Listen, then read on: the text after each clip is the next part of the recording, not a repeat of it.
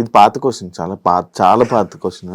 మీ జబర్దస్త్ గురించి నాకు నీకు ఇంటర్వ్యూ ఇవ్వాలంటేనే ఇది. అందుకే నేను ఫస్ట్ పాయింట్ ఏం చెప్పానంటే వేరే వాళ్ళ గురించి మాట్లాడను. మనం ఒక మాట అన్నాం అనుకో, వాడు ఒకటి మాట్లాడతాడు. అసలు వేరే వాళ్ళ గురించి మాట్లాడకూడదు. మనం మన గురించి మాట్లాడే సోర్స్ అవతలకి ఇవ్వకూడదు.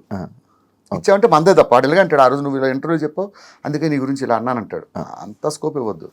యాక్చువల్లీ పాత క్వశ్చనే ఇది. దీని తర్వాత ఒక క్వశ్చన్ ఉంది, మంచి క్వశ్చన్ ఉంటుంది.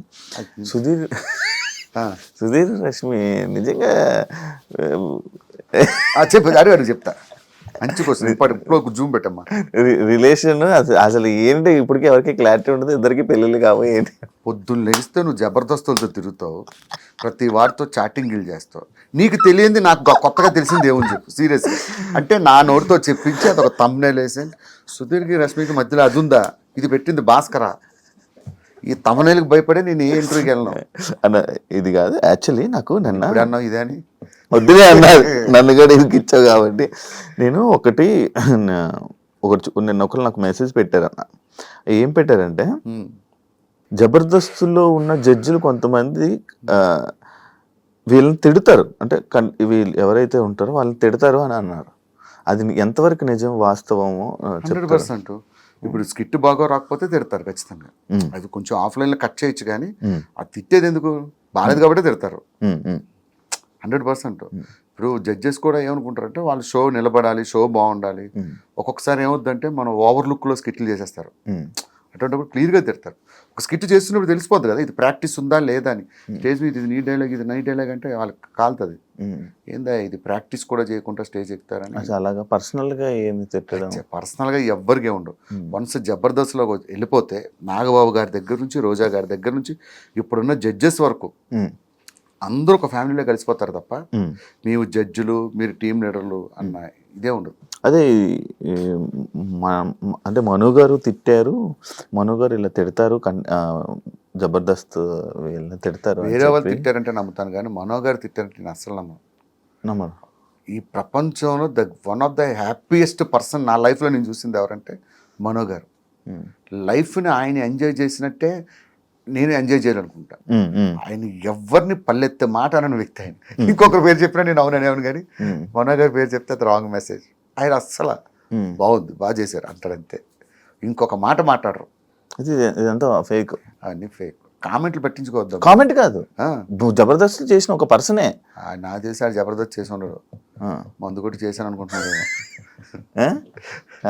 కాదండి, కాదు చెప్పాను కదా, మనో గారి పేరు చెప్పడమే రాంగ్.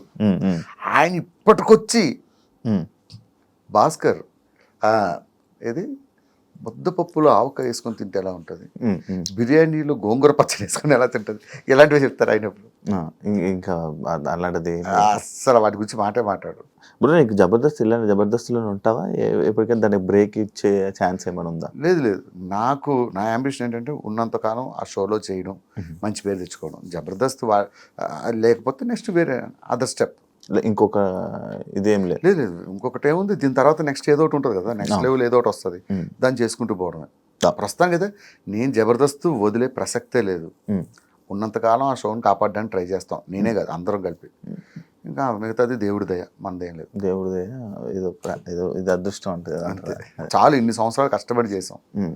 అలా నేను నాకు సినిమాల్లో బ్రేక్ వచ్చింది భయ్య, నేను కొంచెం బ్రేక్ ఇద్దాం అనుకుంటున్నాను. ఇలాంటి లత్కూరు మాటలు చెప్పడం ఇష్టం. ఇప్పుడు మీ జడ్జిలందరూ రోజా గారి మీద కానీ కొన్ని మాటలు అన్నారు. అంటే మీరు అంటుంటారు, అంటే మనం అందరం జబర్దస్త్ వాళ్ళందరూ ఒక ఫ్యామిలీ లాగా ఉండే ఇదని. ఆర్పి ఇలా రోజా గారి మీద వాటి మీద కామెంట్స్ చేశారు కదా, మరి ఇప్పుడు ఎందుకన్నా జబర్దస్త్ వాళ్ళు ఎవరు వాటి మీద రియాక్ట్ అవ్వలేదు? దాని మీద అది జబర్దస్త్ సంబంధించింది, అది రాజకీయాలకు సంబంధించి. సో రాజకీయాలకు సంబంధించి మీరు ఎవరో స్పందించారో లేదు తెలియదు. నేనైతే అసలు మాట్లాడను, పాలిటిక్స్కి చాలా దూరం. మీరు ఎప్పుడు బయట కూడా ఎప్పుడు కనిపించలేదు కూడా. అసలు పాలిటిక్స్ అనేది పెంట లాంటిది, దాని మీద రాయేస్తే మన మీద పడుతుంది వచ్చి. అందుకని వాటికి చాలా దూరం. అబ్బో, అది ఎట్లా ఉంటుందంటే, ఇప్పుడు మనం ఒక పార్టీకి సపోర్ట్గా మాట్లాడాం అనుకో, వేరే పార్టీ వాళ్ళకి శత్రువులు అవుతారు. ఆర్టిస్ట్ అనేవాడు ఎప్పుడు కూడా ఒక వర్గానికి పరిమితం అవ్వకూడదని నా ఫీలింగ్, నా ఒపీనియన్. సో నాకు ఈయన ఇప్పుడు ఈ సీఎం ఉన్నా సూపరే, ఆ సీఎం అన్నా సూపరే, ఎవరైనా సూపరే. జనాలు ఏదో ఎదవాలంటే ఎవడు ఫ్రీగా అన్నం పెట్టడు, ఎవడు ఫ్రీగా ఏం చేయడు.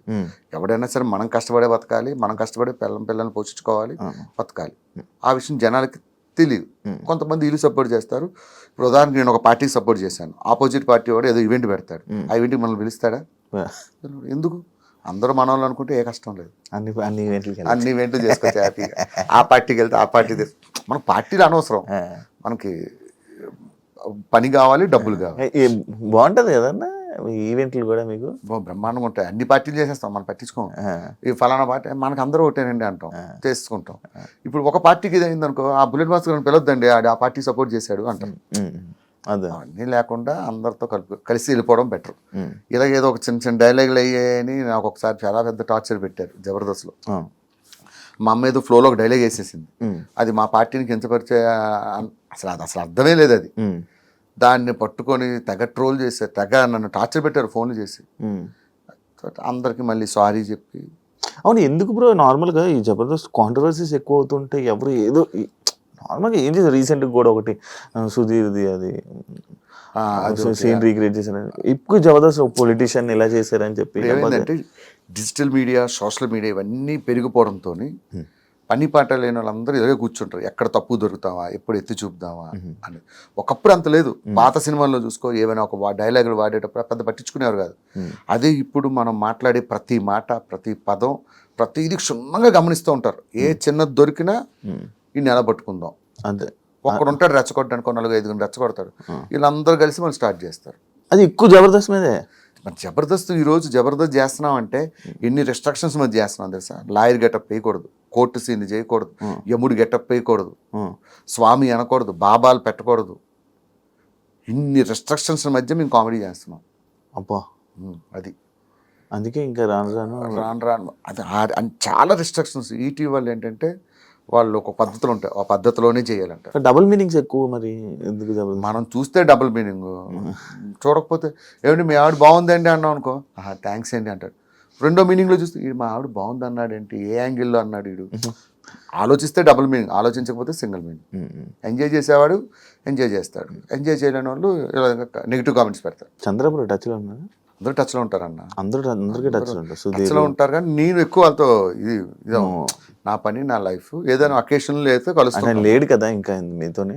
ఏం కాదు, చంద్ర కానీ శ్రీను గారు కానీ వీళ్ళందరూ కలిసే ఉంటారు మాతో. ఏదైనా అకేషన్ సందర్భం వచ్చినప్పుడు అందరూ కలుస్తారు. ఇంకోటి మీ వాచ్ కోసం ట్రోలింగ్ చేశారు కదా బ్రో, మీ మీద బలిసినోడు బాగున్నాడు కదా అని చెప్పి, అది ఏంటి అది?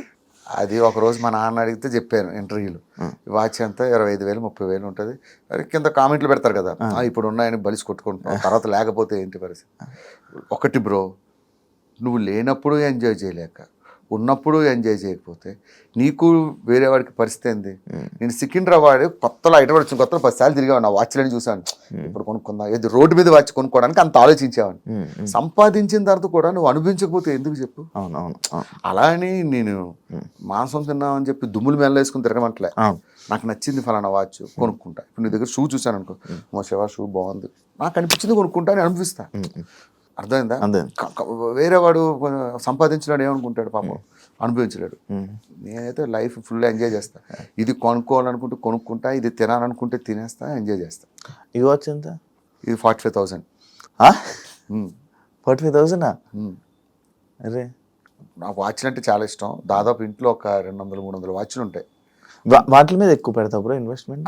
వాచ్లు అంటే చాలా ఇష్టం. నా స్కిట్స్లో చూడు, ఒక్కో స్కిట్లో ఒక వాచ్ ఉంటుంది. ఎన్ని వాచ్లు ఉంటాయి చిన్న కలెక్షన్? ఒక 300-400 ఉంటాయి, అన్ని హై. 300-400 వాచ్లు 5-6 కేసులు ఉంటాయి. ఇష్టం వాచ్లు అంటే. వాచ్లు ఏం ఫీల్ ఉంటుంది? నార్మల్ నాకు అర్థం కాదు, వాచ్లు ఏం ఫీల్ ఉంటుంది? ఒకడికి ఐశ్వర్య అంటే ఇష్టం, ఒకడికి షకీల్ అంటే ఇష్టం.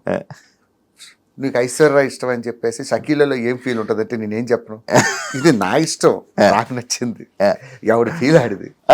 అదే అంటే అంత ఇన్వెస్ట్మెంట్ అంటే వాచ్ల మీద 400-300 ఇన్వెస్ట్మెంట్ అంటే మామూలు విషయం. ఇన్వెస్ట్మెంట్ మనం వ్యాపారం చేస్తే దాని ఇన్వెస్ట్మెంట్ సారీ, దాని మీద అంత ఇన్వెస్ట్ చేసావు. ఫోన్లు ఇవే ఇట్లా అలా అని చెప్పి ఓన్లీ షూటింగ్ టైప్లోనే ఇలా ఏదైనా పిలిస్తే వేసుకోవడం. నార్మల్ వస్తే 3 టీ-షర్ట్లు ఉంటాయి, అవి వేసుకొని తిరుగుతా. ఎప్పుడు వాచ్లు పెట్టుకొని ఏమి పెట్టుకోను. మా వైఫ్ అంటది, ఎందుకు అన్ని కొన్నావు, ఒకటి పెట్టుకోవచ్చు ఏమంట. నేను స్క్రీన్ మీద సెలబ్రిటీ, ఎక్కడ సెలబ్రిటీలు కాదు. దీనికి డౌన్ టు ఎర్త్ పర్సన్, చాలా డౌన్ టు ఎర్త్ పర్సన్ అని అంటుంటారు కదా. డౌన్ టు ఎర్త్ పర్సన్ ఇలా బయట తిరుగుతుంటే టీ షర్ట్లు వేసుకొని, అందుకే ఎక్కువ ముస్లిమ్స్ ఏరియాలో తిరుగుతా, అక్కడైతే అప్పుడు గుర్తుపడ్డా. పాట ఆడితే ఇక్కడికి వెళ్ళిపోతా మల్లేపల్లి షోర్మాలు ఇవి తిని ఎంజాయ్ చేస్తాను.